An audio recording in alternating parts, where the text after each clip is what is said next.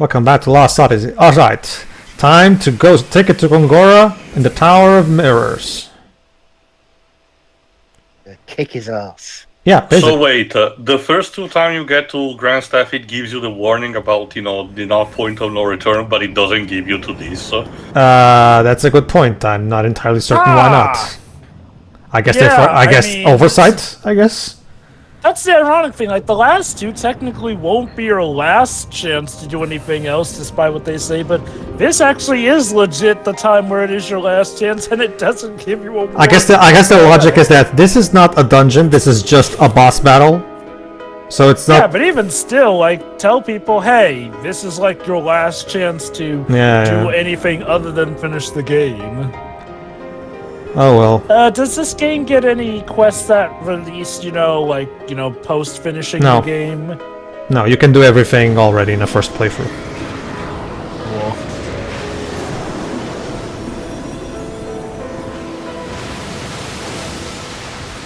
Oh god, the bloom zone. Well, it's an Xbox 360 game, so... Hi, Gongora. So, what have you been doing exactly while you had all that time? He's a JRPG villain, Jova, so obviously he's waiting for us to get in here so he can get on with things. What was that transition? Shouldn't he have already been, trying to take over or something instead of wait for us? Joe, if you go down that road, that's basically, you're gonna have a problem with every JRPG, just roll with it. Yes, that is my name. Okay, the difference is like... There you go, Jova.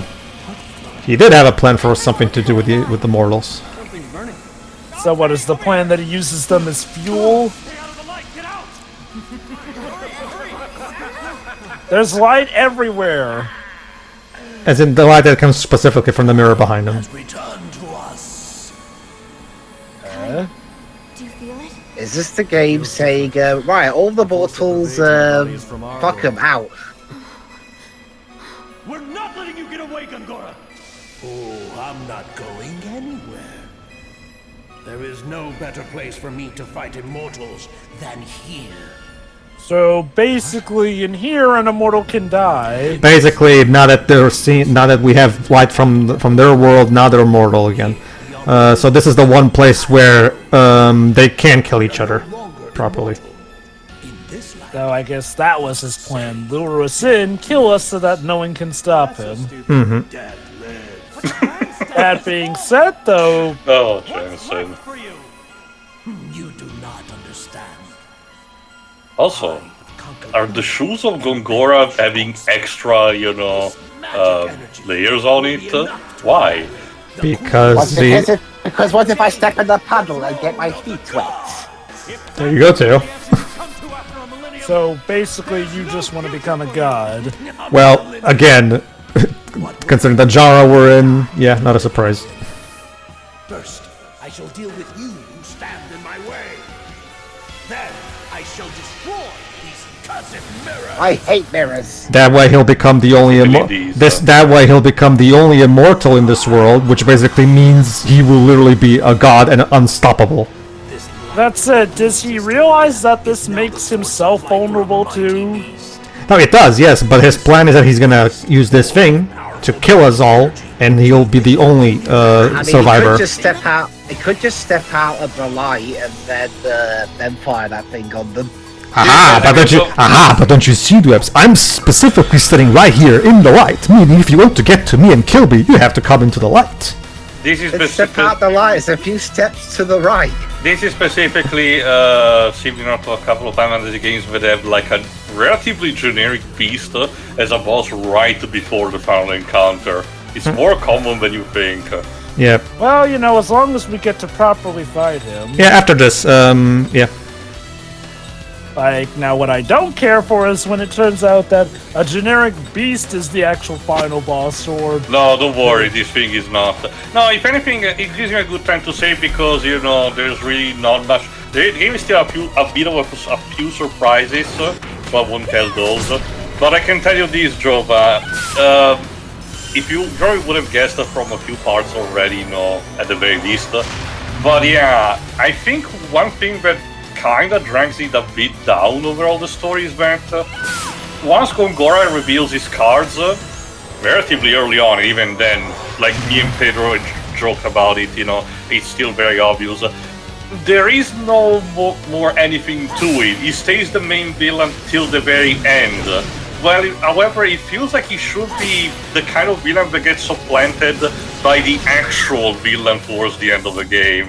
You know? That's ironic. A game where the complaint is that there's not a man behind the man. Well, again, you have to remember, Jova, that it's Pedro more the one that has a problem with that, not me. Yeah. Remember, the story... Well, remember, I'll argue too that in this particular story, it works fine because, again, okay, he's already an immortal in this world. Like, what being would even be more powerful than him exactly? Well, the entire point is that the emotions corrupted him, maybe an embodiment of malice.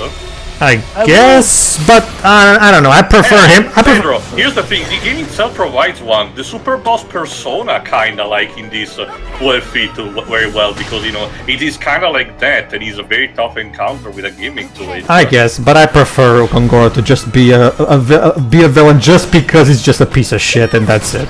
I don't mind that. I just want something added on top of it. I know someone more powerful than Gongora. Go on. Yes, I know the script writer. Jesus. Go on, Jova. I don't think Christianity exists in this game. I'm sorry. Go on, Jova. If I were to give my own 2 cents, I think Gongora has great presentation as a villain when he is present, essentially.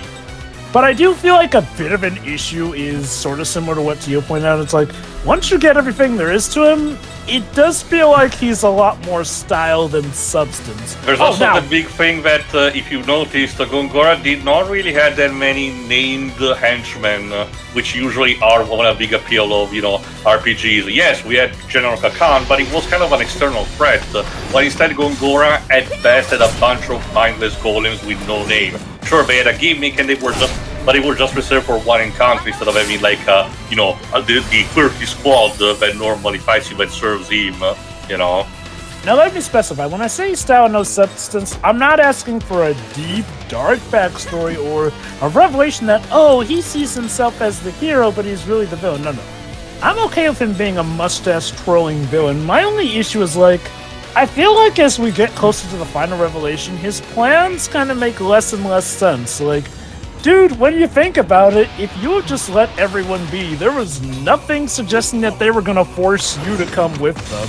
And even more so, he could have arguably gone into hiding and just been let them go on their own back. Well, hold on. Well, remember, the technically point that he wants to take over the world, and he knows that the others will stop him, and his whole thing about erasing their memories does not work because eventually they regain them. Yeah, Kaim, Seth, Sarah, and Ming want to either take down Gongora or take him with them back to their world, one of the two. And so obviously they're not going to allow Gongora, and Gongora is not interested in that. Gongora wants to rule this world, and since all these immortals have fallen in love with this world, they will not allow him to subjugate it, basically. Mm-hmm. Which is ironic because he also fell in love with this world, albeit for differing reasons. Well, that's kind of the. His love is toxic, though. That's the problem. It would be revealed more about in that fucking diary, but basically the entire point is that as he himself explained, but me and Pedro also did, the immortals were essentially emotionless until they came to the world and then they got exposed to it. This is also explains why Kaim has remained mostly neutral even in the 1,000 years journey, because despite being exposed to emotion, he's the immortal that retained most of his being. But Gongora instead, welcomed emotions almost like a drug, and as a result, he got corrupted by them. Yeah. Again, the embodiment of David Cage. That is fair. That said, one thing I do feel gets a little murky is still how the plan goes near the end. So if I understand correctly, what he wanted to do was essentially destroy the mirrors, which would pretty much destroy contact between basically our world and the immortals. Basically, yes. So again, though, I ask, so does he need the mirrors to cast the light that makes them mortal? No, he just needed to destroy that, and he wanted to use Grand Staff for it. You know. So in that case, with the ample time he had when he went inside, why didn't he destroy the mirrors and then fight us later on if he doesn't even need the mirrors to cast the light?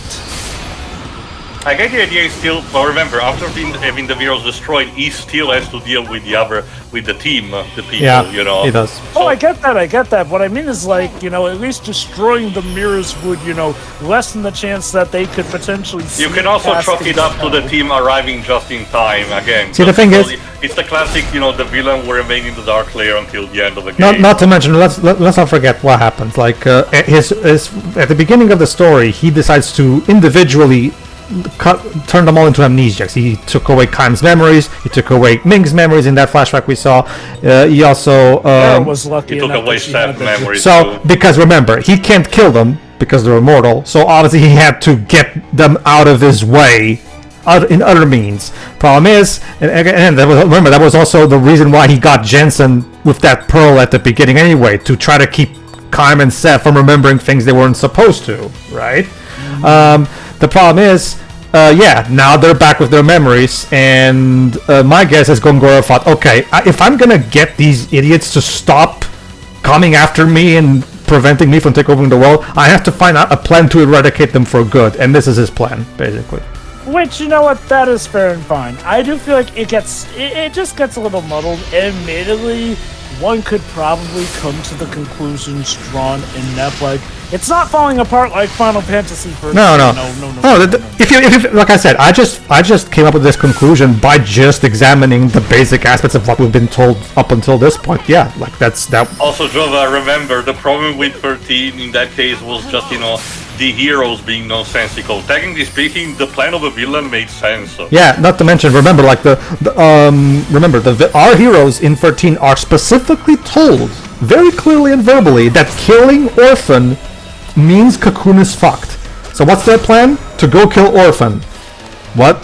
I guess to what? give them credit, the Falsi were pretty much turning all their friends into Seath by the minute, so as far as they were concerned, it was a lose-lose situation. But I do agree that the problem is that they don't even really seem to discuss any alternative plan whatsoever. It's just, Jova, let's just go kill heroes Orphan don't and need hope. plans. Here's what happened. And yet the thing is, the plot kind of unwinds itself just to help the heroes, since they literally get turned into Seath, but then they come back because power of friendship, and it's like, okay, that's just because the plot said Well, so. remember, that's why it was retconned by 13.2 that it was Etro's intervention that did that.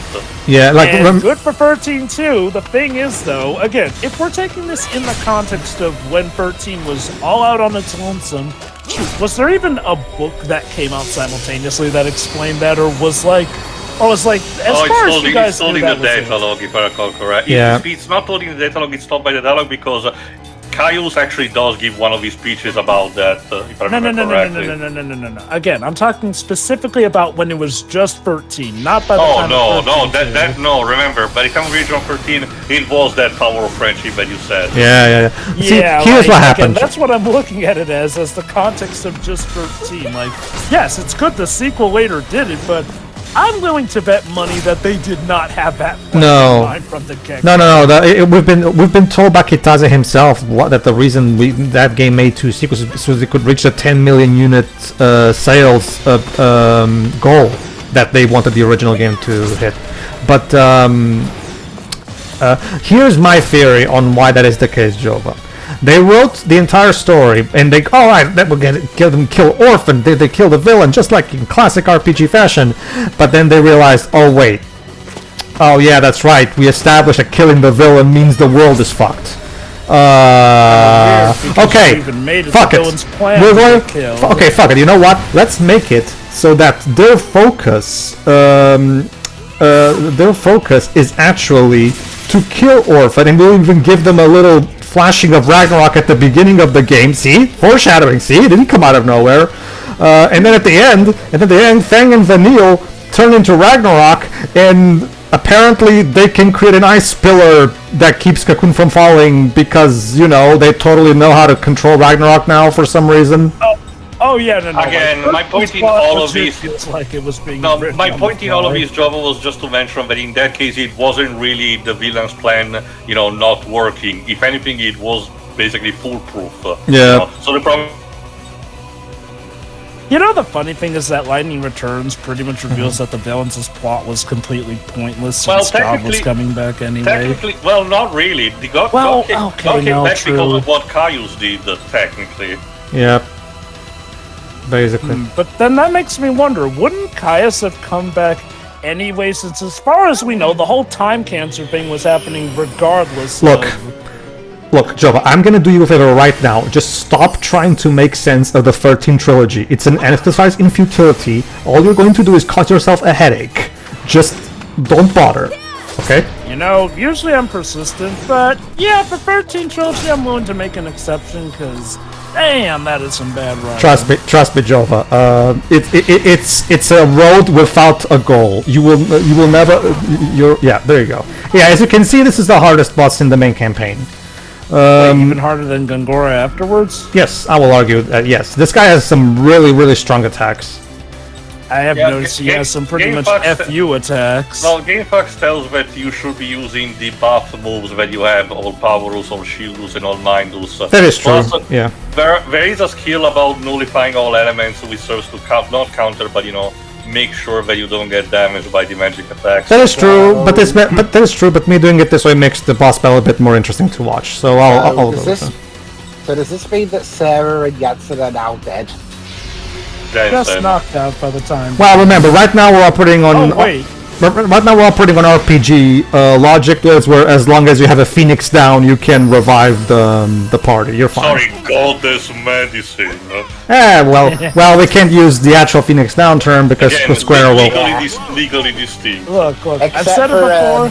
Except for Seth's, except for Kaim's daughter, we can't use it for her. Sorry. Look, I've said it before, and I'll say it again. They could have called this Last Odyssey just to be even more on the nose. How about this, Dwips? There's a really funny clip from Spoonie's original Final Fantasy VIII review where they're using cure magic. Or I think it's Quizzes, if I remember correctly. Is it Quizzes? I think it's Quizzes that uses in the prison. She uses cure magic to wake up Zell, if I remember correctly. It's Quizzes, but it right? doesn't work because the anti-magic field. That being said, Spoonie made a good point in that one. Wait, now they're using white magic? And apparently nobody thought to do this when Ward was about to get killed. And nobody thought to cast a life spell on Aerith? Again, it's this thing where the games will have the characters in story use their cure and life spells, but only when the plot needs them to, basically. Again, I know it's slightly cheating, but believe it or not, Pedro, 14 actually bothers to make it more integrated by specifically saying that the healing spells are only basically a stabilization from near-death condition, but they cannot actually physically heal like a hurt leg or something. Yeah. Let me put it this way, Dwibs. It would be like explaining why Mario always comes back as long as he has extra lives, as long as he has extra lives in a game. Like it's just one of those things where you just have to suspend your disbelief and just roll with it, basically. Clearly, we need a Dark Souls game that explains that, not starring Mario. Wait, Mario, hold on. the bearer of the curse. Hold on. I thought I already heard that Mario Odyssey was the Dark Souls of Mario. Not really. Memes about the journalist being stupid as usual, Pedro. Oh, okay. I can just imagine it now. The trailer's playing, you have a Dark Souls-esque environment, and then a Dark Souls makeover version of Mario comes onto screen, and then he's not instantly recognisable until he has to say in the trailer, "It's me, Mario." Nintendo, fire this man. Although, all joking aside, that one area with the dragon in Mario Odyssey does actually feel like it would fit in Dark Souls. Like, you even can get an armor costume for Mario that feels like it would fit Dark Souls. Alright, now it's time to deal with Gongora properly. Don't underestimate. You done hiding? Don't forget, you're no different. Every time Gongora even just raises an eyebrow. Just like ours. Me? I am fearful. Your desire desire for some grand throne of the gods shows your fear. I thought this funny. Oh my god. He's been like this throughout the entire game. Would you really expect him to be different now at the end?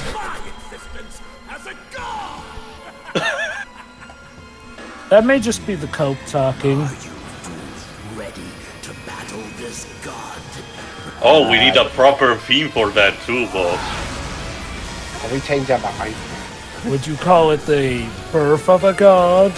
No, I don't. I think it's called a Lament of the Dead. Let me check again just to be sure. I have the soundtrack here. Give me a moment. Howl of the Departed. There you go. Would we have attacked? Alright, him while he Jova, was get doing ready that? because this final boss theme is amazing. Yeah. It's out of the part that you said, right? Yes. I am the no wicked angel. He transforms into Pyramid Head. What? Guys, should we have maybe have attacked him while he was transforming? Jova, rule of respect towards someone who's transforming. Have you ever seen Sailor Moon? Yeah, remember? Oh, yes, I'm aware, and I'll say the same thing I say to Sailor Moon. Guys, the fate of the world hinges And on by it. the way, you're forced to use only the immortals for this. Well, it makes sense. I mean, they're the only ones who are capable. We So theoretically hope you leveled up all of them decently. Well, obviously, I mean, like, obviously, I when it will comes to this say- game, you Alright, focus more. Go on. So, Jova, it starts with this more traditional type of, choir. But then... Yeah, it starts to get folk metal, but trust me, it's not even the best part yet. It comes a bit later, so go on, Pedro, in the meantime. Did you invite the black mages, Nabu? Might have. Maybe. There you go. So basically, even though the mortals will not fight, they provide us with specific support moves. In this case, there you go. Seth gives us a little buff. There you go. I do think it would have been cool to allow the mortals to fight, if only to help hammer the point that Gongora is not the god he thinks he is, if even mere mortals can take him on. No, okay, while not on the same 100%, level, I partially agree, because if there's one thing that I'm kind of turned off is an RPG that literally forces you a specific party member just at the very end. Crimson Jane Saga is super guilty of this.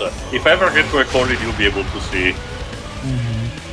Again, I feel like it's a missed opportunity to showcase that mortals can stand up to immortals. And also, by the way, Joe, much like the Seal is Broken, the final boss theme of Blue Dragon, this one also has the file that speaks only in Japanese. Of course. So, any translation on what they're overall saying? It is there, but trust me, the lyrics are a lot, and you'll understand that in a second. It's mostly about the stuff that you can imagine, protect the world, save yourself, reject immortality, blah blah blah. Okay. Alright, after the choir is done, we get a bit of a throwback to Dancing Mad, Moment 4. Oh yeah, I hear it. But again, it's not even the best part yet.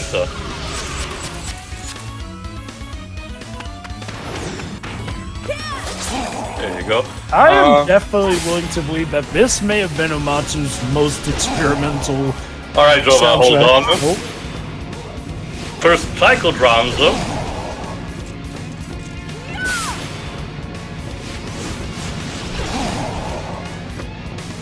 And freestyle. Literal.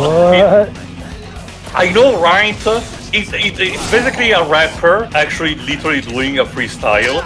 It almost genuinely sounds like the game is trying to exorcise away Gongora. Good lord. Alright, so Again, basically this like is I a said, diss track. I have never heard of Uematsu doing this kind of thing. Where was this for a 500 game? And the thing is that it's not even to say that those tracks were bad, it's just that this is on another level. My guess is was this what gave Square the inspiration to do all that heavy metal weird tracks they were doing in 13.2? No.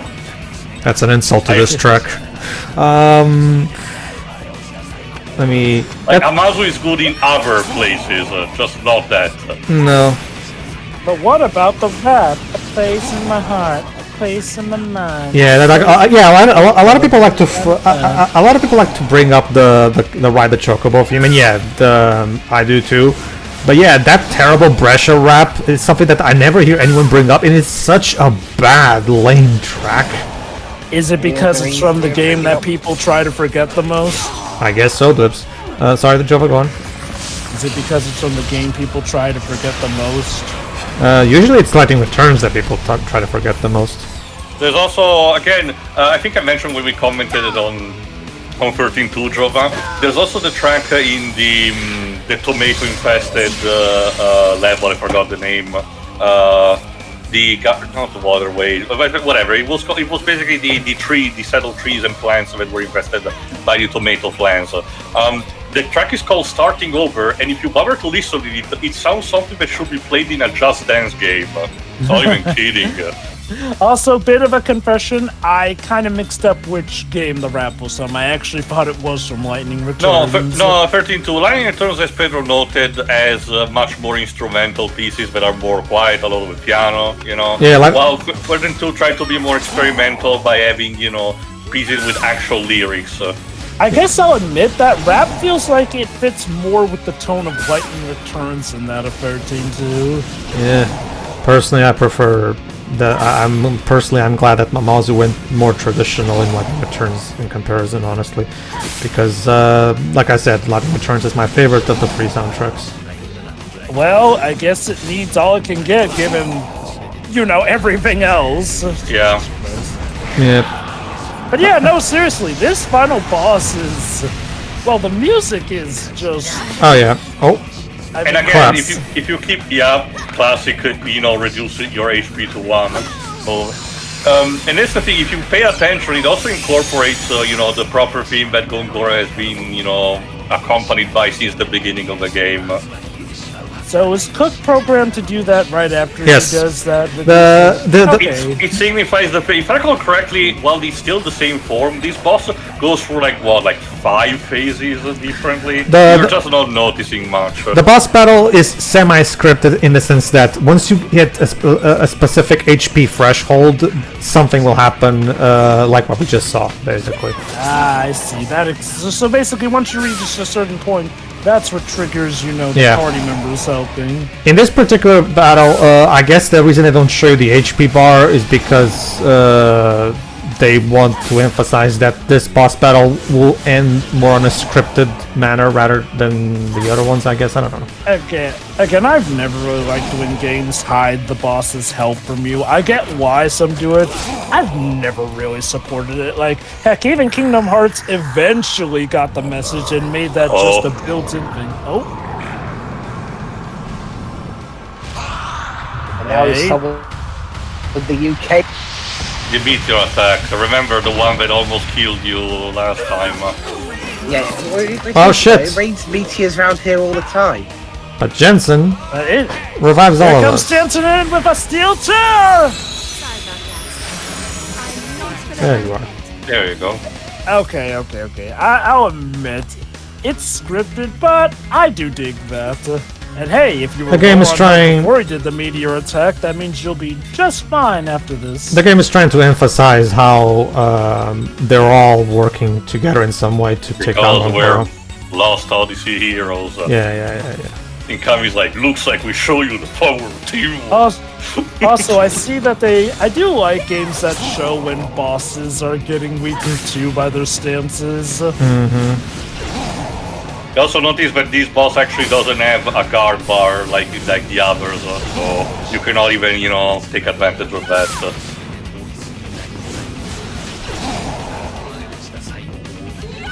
Alright, I found in the meantime a transition lyrics, but it looks like we're almost done with this phase, so I'll wait a bit.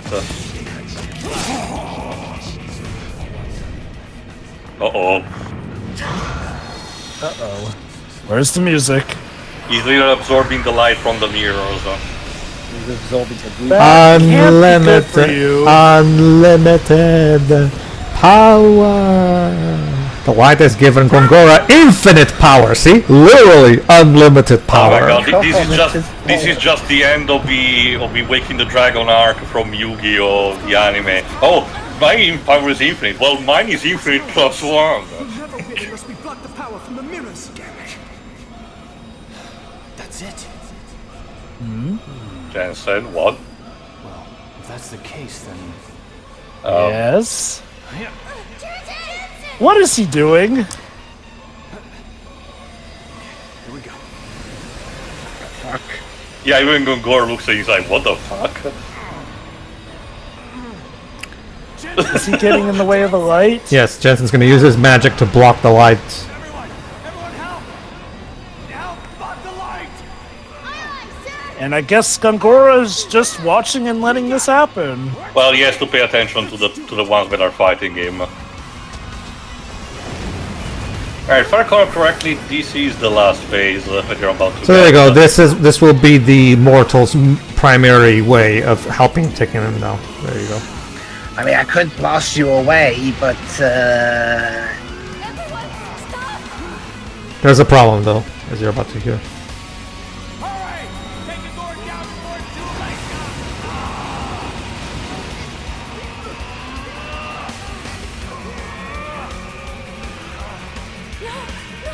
Do what Jensen says! We have to finish Gongora off now! Yeah, staying dilly-dally Yeah. will not take So- us anywhere. So basically, they're blocking the light just enough so that he can't have infinite power, but it's still enough that we can kill him while he's in it. So the the major problem is this: while they're in there, because of the different time that comes, they're being they're being technically being bathed in the light, kind of, because that's why we have to leave the light earlier.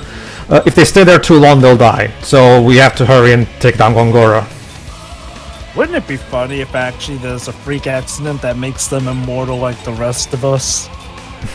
Anyway, alright, Jova, here are I'll give you a link later, but the lyrics basically say this: feeling, believing through eternity, a heart that will not die nor fade, twisted and distorted overflows, clouding redder, even darker. Far beyond it continues to live, avoiding trembling a sense of loss, until only the sound of defeat remains to be crushed beneath its teeth, between its teeth. And during the march of fleeting time, ever unbearable as they accrue, okay, that there was never an answer has long become so clear to you.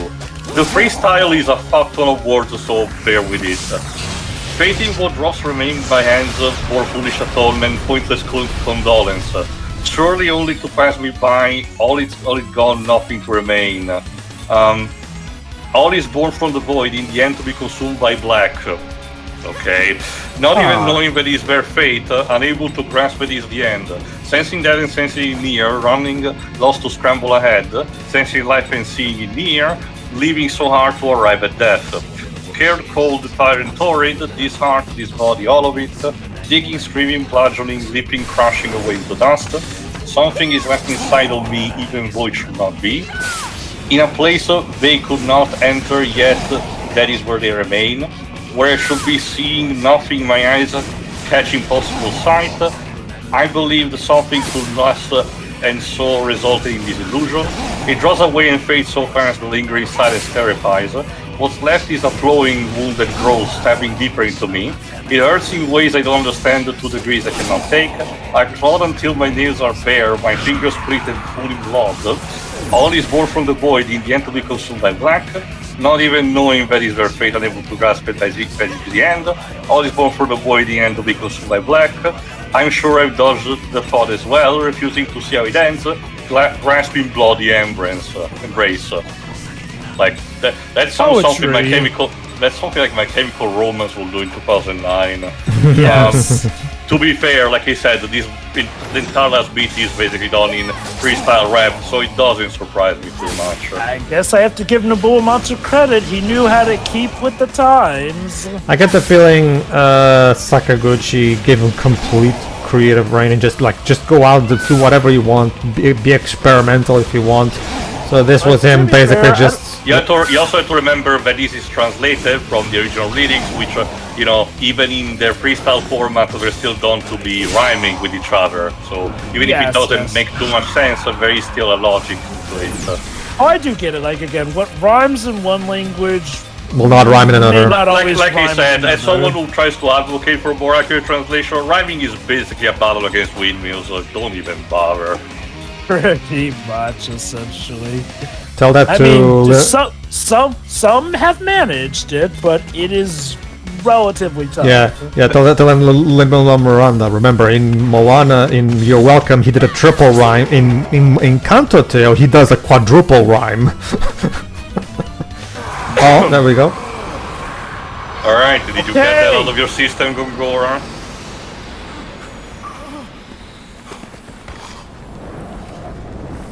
Some god, huh?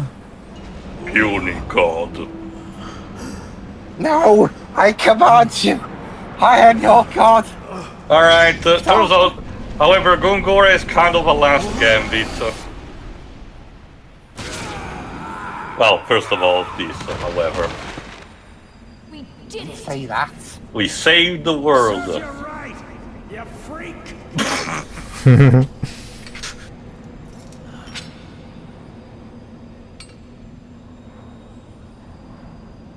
Jansen, that's enough. Drop the barrier. I'm trying, but something's not. I'm not sure what's wrong. It won't go away. Like I said, one last trick from Gongora. You'll see. No, he didn't. Magic energy. The magic energy that formed the barrier. It's causing the power to increase. Of course it is. It's eating through. This is bad. Time is moving faster. It won't really affect the immortals that much, but you know, Well, they're the other people inside. Well, they're outside the barrier, so obviously it wouldn't affect them. Happening again. Not again. Looks like we're gonna be mummies before we lose our clothes. The set is just so nonchalant about it. It's like, huh. Well, so... Well, we really didn't talk about that much, but you can kind of tell that Sed is supposed to be the equivalent of Sid, you know, in this game. Yep. Oh yeah, I get that. He's definitely Seth's son. Even the name is kinda, again, the, you know, legally distinct. Ming. I think this is the end. Damn. Jensen managed to score, you know, some immortal pussy and did not manage to get to 4th base. My god. That is just his life, isn't it? I'm so glad I met you. That is truly an injustice. Be like an honorable man. If only for a little while. It's okay, Jensen. You'll be reincarnated as a red echidna with boxing gloves, Oh no. Oh no. and that will be your catchphrase. Jensen.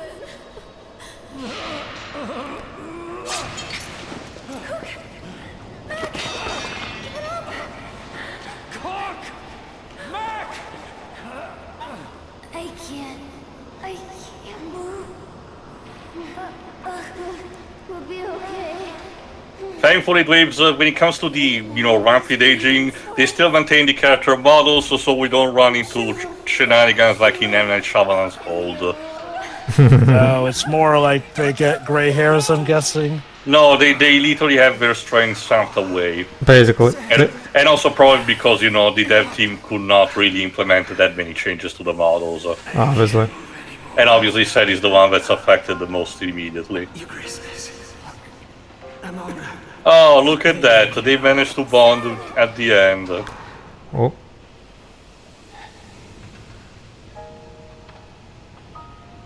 Mama.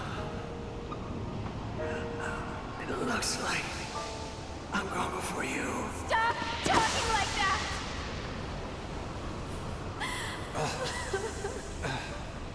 Declaring my love to you at the end before dying. Noble. Isn't it? Some might call it a bitter irony. I always wanted to play the dying hero, but really not really. I don't feel good. Big, I Don't feel so good. Yeah. I love you, Ming. Oh god, those are dying words. Can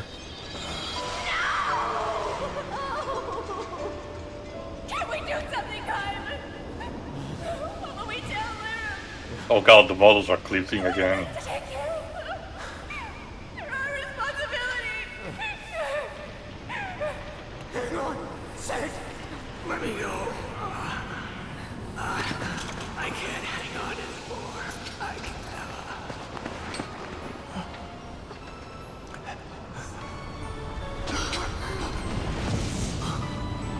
There is a... Took you long enough to figure that out.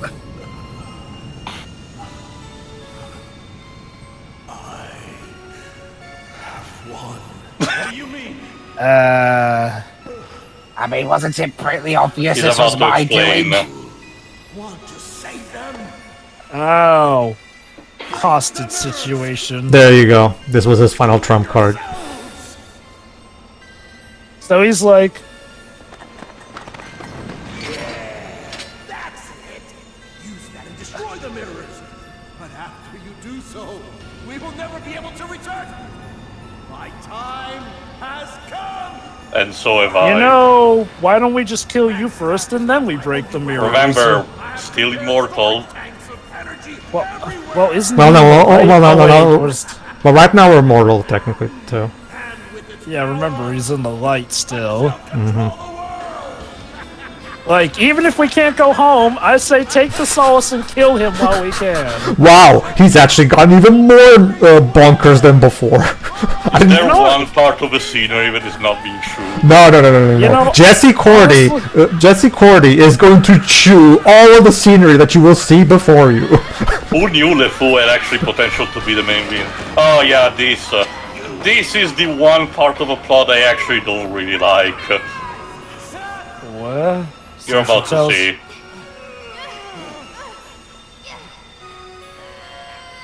Kaim, hurry! Why Isn't does that she what need he to wants? No, the game is Hold on, doing.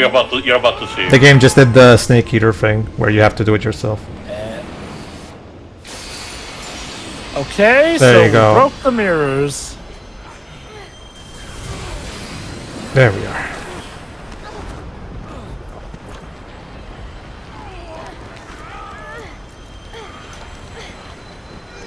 So I guess pushing him into the light will kill him. No, it basically will send him back to the own dimension. Yeah, basically now without the mirrors with the mirrors broken out, the only way to get rid of Gongora is to before the portal goes up, someone has to push him in there, and Seth decides to sacrifice herself to do it. Oh, so I guess it's like just at the right moment for them to be going Yeah. back Yeah. then. Yeah, basically. And like, I get Why not it, just but push why? him? No, not just that. Why Seth? Well, She really had no foreshadowing to this, nor real desire to do so. well, I get it's for the same reason. It go on. really just feels kind of cheap.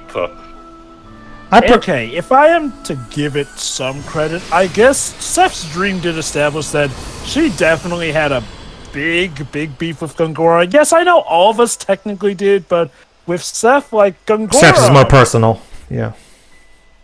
But that being said, I'm like, they're treating it like she's dead, but technically, no. Well, they're never to Well, be reunited yeah. because the portals are closed Yeah, forever. yeah. She's not dead, yeah, but she's in the other world, and since the mirror is broken, she can never return. So she's lost Not forever to to them. mention, returning into the other dimension means also all their emotions are basically gone now. Yeah, it means that the Seth that we knew throughout this game now is no longer there even. So Oh, does it really dictate that, like, they'll just go back to becoming emotionless? Like, they won't remember Yes, any of the because emotions it's they well, had? not necessarily It's the memories, nature- but you know. yeah, it's the nature of how their world works. So basically, now she may not even want to come back. And even then, essentially. Jova, she's mortal as a result of being in that world, so she's basically going to die in a few decades. So Wait. I thought the whole mortal thing entire- only lasted as long as the light was no. on, but- But remember, that's the thing Jova, about- they're mortal in their world, and since Seth is now back to her world, that means she's Well, mortal it's, again. it's not also that. It's also that Pedro. Again, because the game didn't really explain that much. I think it's either done in the diary or or somewhere else. But it's basically a moment of time relativity. the place where the immortal go is a place where, for them 1 day is 1,000 years. 1 year for them is 1,000 years for this world instead. The entire reason the immortals are the way they are is because it's technically not super immortality, but it's extremely long longevity. Yep. So basically, essentially, they could technically die in our world, just probably It might not take before the a heat very death of long the time. universe. Yeah, it's just that time spent for them is extremely increased to a point that Oh my god. For this final cutscene, even with this emulated version, the frame rate is tanking so much. it's because of the effects. Yeah. Of course, yes, Seth. It's Seth somehow. I feel her in the Well, way. to be fair, this is the same thing they did with Lyrum. This is something that the game has done before. Yes, it is. The whole she's still here with us, blah blah blah. Okay, as for why they chose Seth narratively, my best guess is like Seth technically was, I'm guessing in the writer's eyes, the one who could afford to sever ties the most. Like, okay, like Kaim and Sarah going, that would be just cruel to Mac and Cook. Well, because, if I had to be blunt, Sarah has virtually had almost no characterization whatsoever ever since we recruited to a party, so it probably would have been an improvement for her. I'm strictly speaking narrative-wise. Like, again, I'm basically playing armchair physician with the writers, but my guess is that in their mindset, it would be cruel to Kaim to lose Sarah after all that time he's been trying to get back to her. It would be cruel to Mac and Cook if, like, either Kaim or Sarah went, essentially. Ming just fell in love with Jansen, so that would be that. I'm guessing when it comes to, like, Seth, she arguably had the most time to bond with her son, essentially. Well, Since she was able to recognize him even when he was old, which implies that she's at least hung around him long enough to have gotten to know him. Agree. No, well, technically, it's not like Seth and Seth needed to reconnect or some shit. No, they've always been like, it's just that because of amnesia, Seth lost track of him. That's all that happened, really. Oh, I get that. What I mean is, like, well, I'm guessing out of all of them, Seth had the most time to like bond. But with again, him. I'm willing. I actually am on Jova's camp. I get the feeling that's what Sakaguchi thought as well. That any of the others immortals being the ones that sacrificed themselves would have been unnecessarily cruel to the others. And again, that's because the plot demands that it has to be one of the immortals. I argue if I was able to choose anyone from the party, I think Tolten would have been the ideal choice. And hear me out. Yes, it's the whole discrepancy between immortals and mortals, but again, it would have been interesting as a thing of an immortal sacrificing oneself, because that would have been happening anyway. And Tolten among the team is the one that has been screwed up most recently and very more directly from Gongora. Not to mention a showcase of him essentially being growing up and accepting the responsibility. After all, the kingdom is already kind of in shambles, so it wouldn't have been a complete big loss instead. You said not. I'm guessing the idea is that he'll rebuild the kingdom, but you know what? Your point just go back to my point about how I wish the mortals could have played a more direct in the boss battle, but you do have a point. That would be an interesting thing. An even more interesting twist would have been if it turns out that a mortal going to that world has some special effects or whatnot.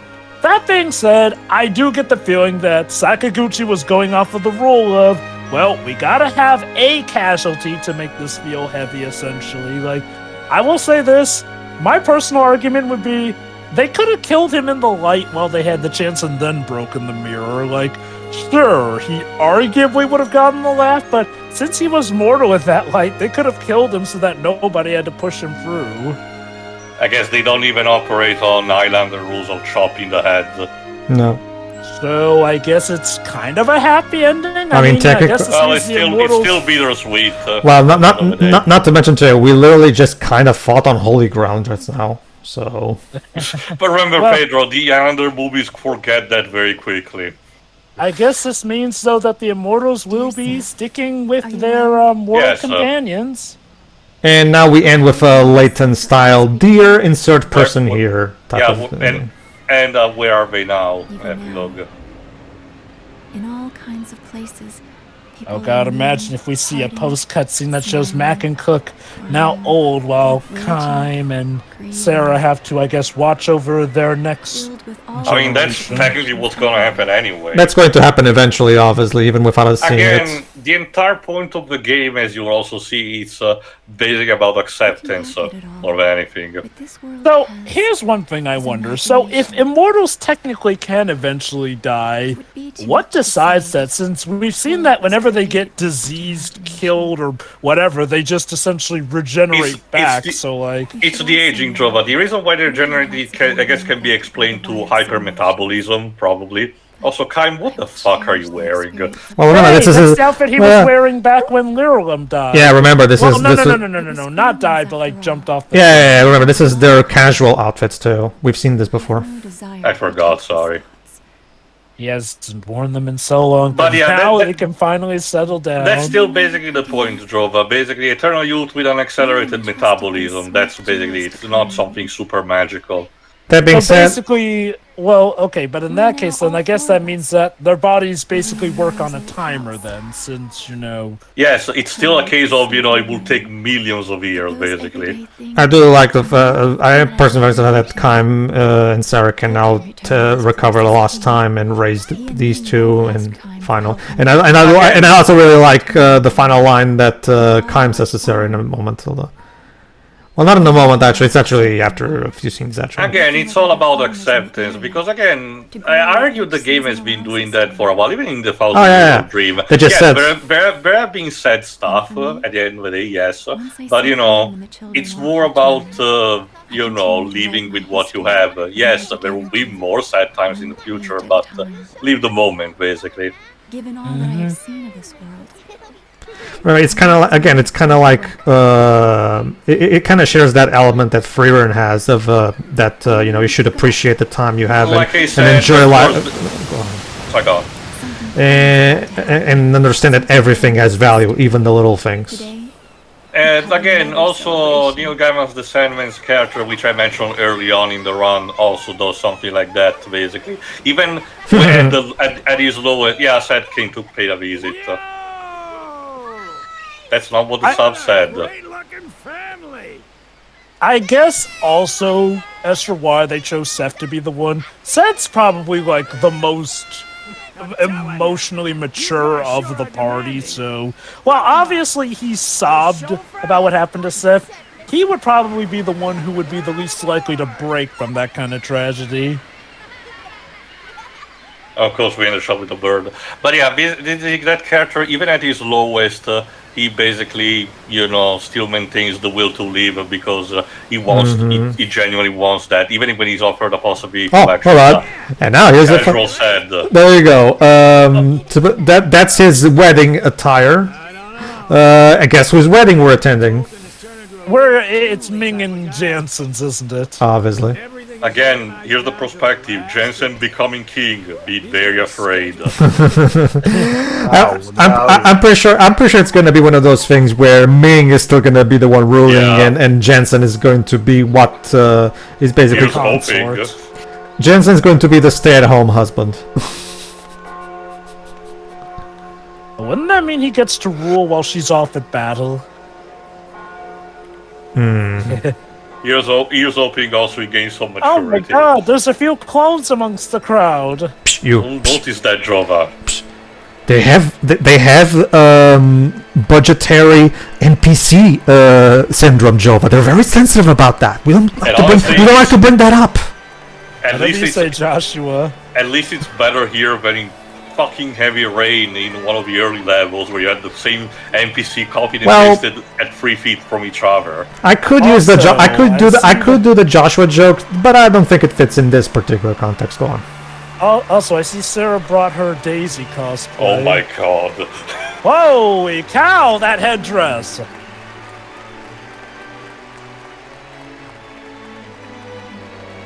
Quickly, please, my neck is aching from this thing! I know, right? You're immortal. Who said we can still feel pain, you know? They won't kill you. Oh, look at those 2D sprites clapping. And yes, it's cute that that Cook and Mac are, of course, the flower bearers. Oh, and I guess Tolton, being a king, has the 40. Yeah, as a royal, he has the authority. And too. also, it also celebrates, the whole thing about our kingdoms now are at peace and alliance with each other, basically. I wonder if we'll get to see how his kingdom's doing. Shame What about Gotza? Yeah, shame about Gotza, I guess. Yeah, did Gotza just stay frozen? We don't really see what happens to Godzo, really. Not really. There are so few survivors anyway, but I don't even know if they can do anything. I guess you can argue that. Well, okay. What Tolton is about to say does kind of imply that he's going to help with the rebuilding. So you'll see. Hold on. I'll admit, I thought that once we defeated Gongora, that city would get unfrozen along with the denizens. Oh no! Even if it does get unfrozen, I'm pretty sure most of those people died. So yeah, it needs some serious rebuilding. Please seal your promise with a kiss. Kiss, yeah, this is my favorite part. Oh, don't act like you haven't been looking forward to this. Well, he did just say it's his favorite part. Although there's a bit of a stage fright. There we go. Congratulations, Jensen. You're a comic relief that managed to survive your Final Fantasy experience. And he even gets the girl. What a Chad.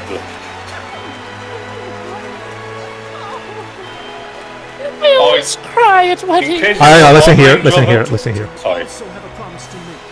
As a friend and as the ruler of Ura, as of this moment, I will do my best to restore the world to its... So there you go.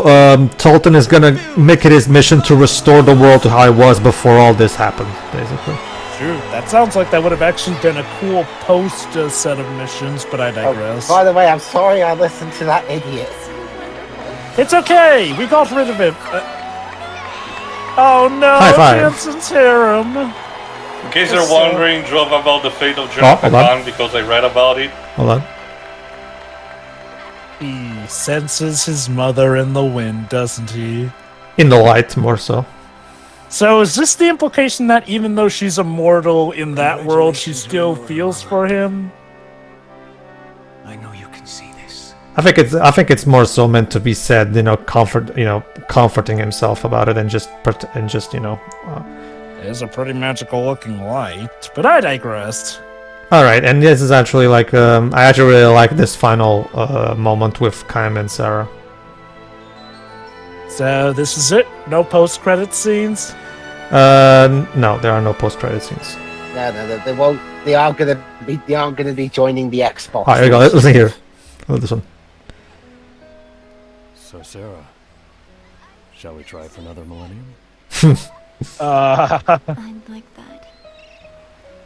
So Aww.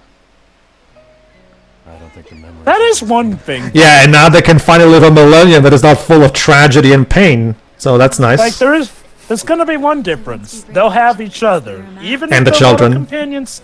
Yeah, and even if their mortal companions die, they'll still have each other to turn We to. can take it easy. Eternity's not so bad. Oh, there you go. There you go. Wow. Kaim is now looking forward to the rest of his eternal life. So that's a great cap off to his character, actually. Kaim smiling.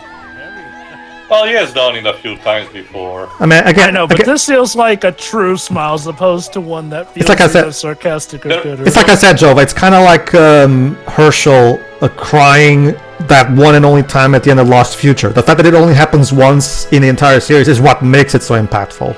You know. The end. There we are. You're saying, Tio? If you want to know the fate of General Kakan, because apparently you can learn that by speaking to the Regent after the cutscene where she introduced him. Get this: he's still alive and relegated to community service to rebuild the palace he destroyed. Ah! Yep. I kind of wish we could have seen a little cutscene about that, but okay, that's neat. So Kakanis lives. Again, kind of a shame that it seems to imply that the only ruler who, well, okay, aside from Ura's previous ruler, but I digress, it's a shame that the King of Goats apparently is dead. Like, he seemed to be the one ruler who was legit all good. Although, I do want to point out some irony, though. Like, Tolton is technically sticking with the monarchy, which that was manipulated by Gongora, essentially. I mean, granted, he's going to use it for good, but... To be fair, he literally said that he wants to restore the world as it was, and I guess that means, once I'm done, I'm gonna reestablish Republic. Alright. I'll admit, I do see that there could have been potential for sequels. Obviously, sequels wouldn't look as much into, like, oh, the futility or the problems of immortality, since it seems that the Immortals have more or less come to terms with it, but it could have been interesting to have a series where, like, each game takes place, like, a millennia in between each one, so you see how, like, you would have excuses for the world to change over time, while still having the same cast of characters, essentially. Alright, everybody. We're not going to do the final thoughts just yet because we have we do it as a diary to read as Gongora, and we also have the 2 extra DLC dreams to look forward to in the next part. So that's it, everybody. There's nothing more aside from the credits, and there's nothing after it. So we'll leave you with the rest of the credits for now. So enjoy the obligatory ballad. Bye. See ya. Hey, See ya. See ya. Into someone irreplaceable who will always be by my side. I'd like to make what you are into something so wondrous in this life of mine that I would love for all time.